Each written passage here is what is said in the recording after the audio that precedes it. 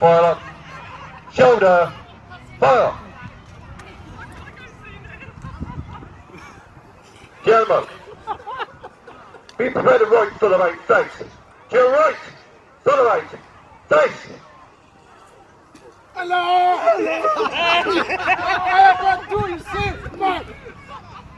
Now, during this period, the American Army didn't have a standing army as such. They had militiamen and minutemen, basically farmers that had guns. They did not have a bayonet.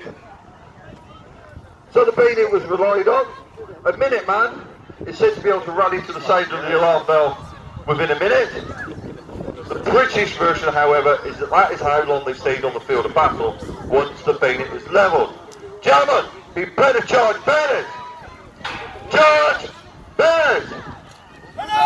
And you can imagine that once 500 brown breast muskets with a bayonet attached was levelled, the Americans or the Vikings would disappear rather rapidly. Be prepared to advance at the common pace. March! Yes. Level your bayonets! Hold the line! Peter! Already! I haven't had like that. And at that point, they would actually fire a volley into their faces. Gentlemen, reform your line! Unfortunately, you lot aren't scary enough. Be put a shoulder fire on!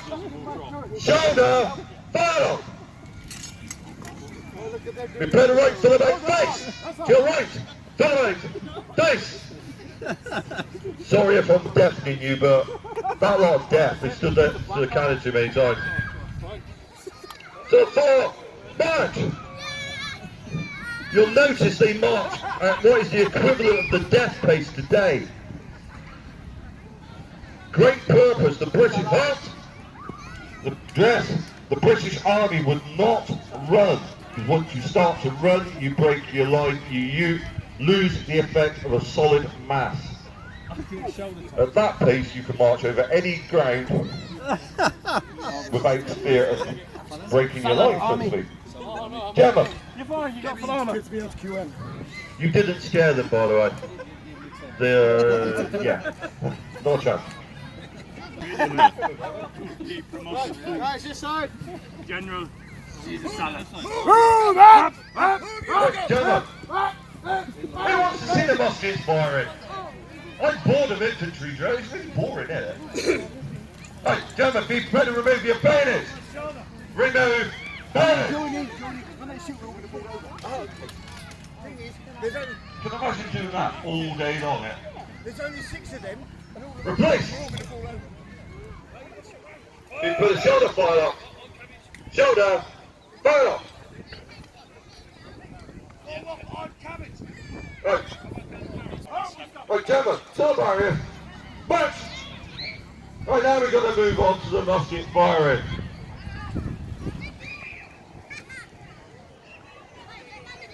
As I mentioned, this is a flintlock musket. As you saw by Mr. Overend, not very reliable. From 1 to 50 firing. Basically a 52% chance of it going bang.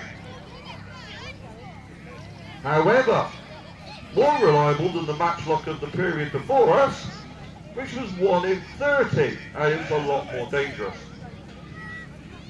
Gemma, for firing this side, read cover. Take your position of prime. Now, to be able to load this piece, it is a muzzle loading item fired from the breech. Half gun, fire. So the first thing you need to do is gain access to the priming pan at the base of the barrel. Point to the priming pan, please. Then they pour a small portion of powder in there, which enables us to fire the piece. Handle, cartridge.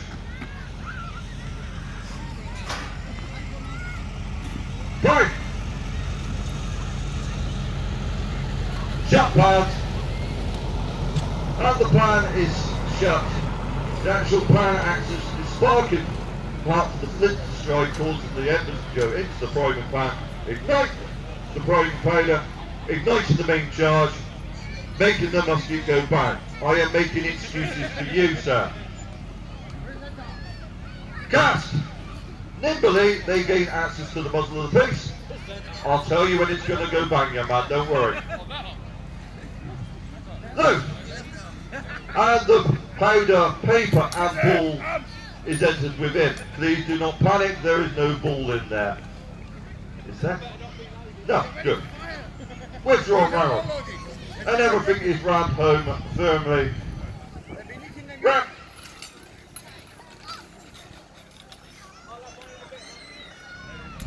Replace! Recover! Now, even this lot can probably hear you from here apart from him. So we're facing to the left, to your left, face! Okay. Now, in that position, that musket should be safe. It should not go off at half cock. Who has heard the phrase to go off half cock? It is an 18th century term. Points fired up. Cock fired up. Make ready. Right, children and adults alike. Please, when we fire, do not put your fingers in your ears. You get an awful lot of earwax on your finger and it doesn't taste very nice. And B, you will actually damage your eardrum. So when I tell them to fire, you cup your hands over your ears and you go, ah, and open your mouth. Can you do that? They're a bit more enthusiastic over there. German, present. In volley, fire. Last two, reform your line. March, march. Did you actually fire, sir? Did you fire, sir? Well done, sir. Did you fire? Right, now groups together in this period, you would see grenadiers and light company working in twos. So we'll give a demonstration and hopefully clear those Vikings away because they're starting to wake up a little bit. Gentlemen, on your mark. 1, 2 ranks. March, march. How are you today? Very well. General Burger and General Caesar salad. Anyone see? 2 ranks. 2 ranks. Everything sits right. There's several ways light infantry would manoeuvre priming those from rank, please.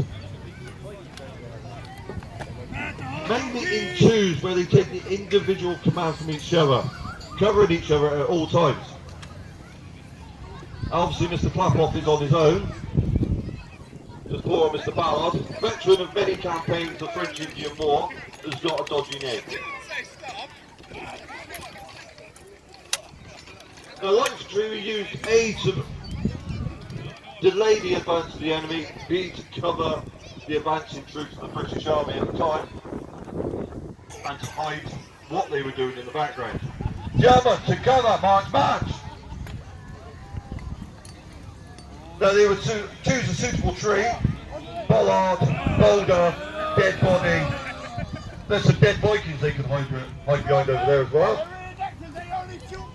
Now the rear rank would load, he would give a signal to the man in front of him when he is loaded, which would tell the front man that he can fire. He would step off to the left, the man behind him would then cover him as he reloads. You notice they stay behind cover at all times, making a small target. Now these muskets are highly inaccurate, but light infantry being recruited from gamekeepers and huntsmen would actually have the ability to aim at a target and hopefully hit it.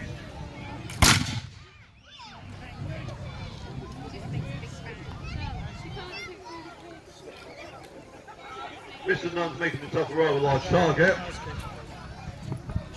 How many rounds have we had off so far, German? 2, sir.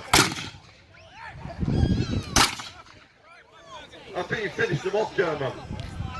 Mr. Ballard, where are you, sir?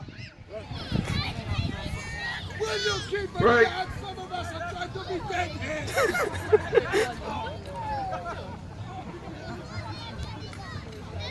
That bit's completely unscripted. Your mark, sir. German, 42 ranks march. Now, unfortunately, we didn't win the war, and there was times when we would have to retreat. But unlike the Americans, we would retreat in an orderly fashion. We would not run off the field. We would lay cover. Very similar to what was happening at Dunkirk when we brought our troops back. So you can imagine now you would have a line of 500 men lined across. They would fire from the flanks. So left flank, right flank, right flank, so to speak. And they would lay a continuous fire all the way along as the army moved backwards. Come on, Mr. Ballard, you've had all day to load that thing. At the recover, gentlemen. That's the mate ready.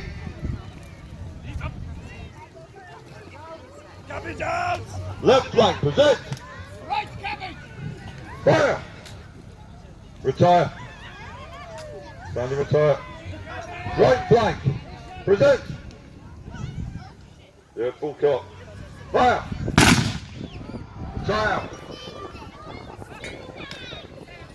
Centre, present. Fire. Retire. Now you notice they're actually priming and loading, they're not loading under order. Once the front rank comes to his knee, I would know he is ready to fire again. You would have sergeants or battalion commanders all the way along this line watching what is happening. How come you have loaded last, Mr. Clapoff, and you were first back? Right flank present. That's you. Left flank present even. That was me. Fire. Retire.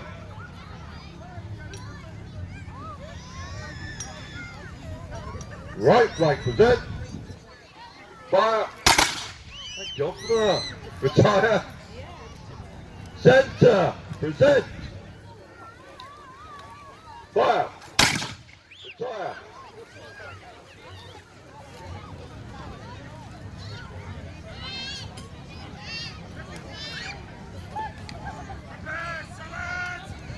Believe it or not, these men can actually load and fire 3 rounds in a minute. I don't believe it. Left flank present. Fire. Hey. Right flank present. Stand at the gun. Fire. Don't retire, but stand.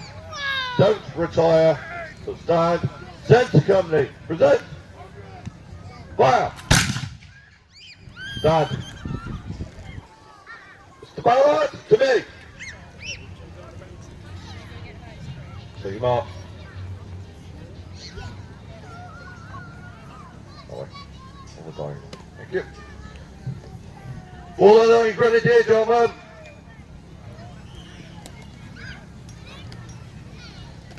Unfortunately, as I was saying, the Brown Bess musket is not the most reliable weapon. Later on, they came across the percussion cap, which actually didn't increase the rate of fire, it actually increased the reliability up to 90%. Big increase just by a little cap like you get on your cap guns nowadays. Makes so much difference. Gentlemen, poise fire up. Shoulder, fire up.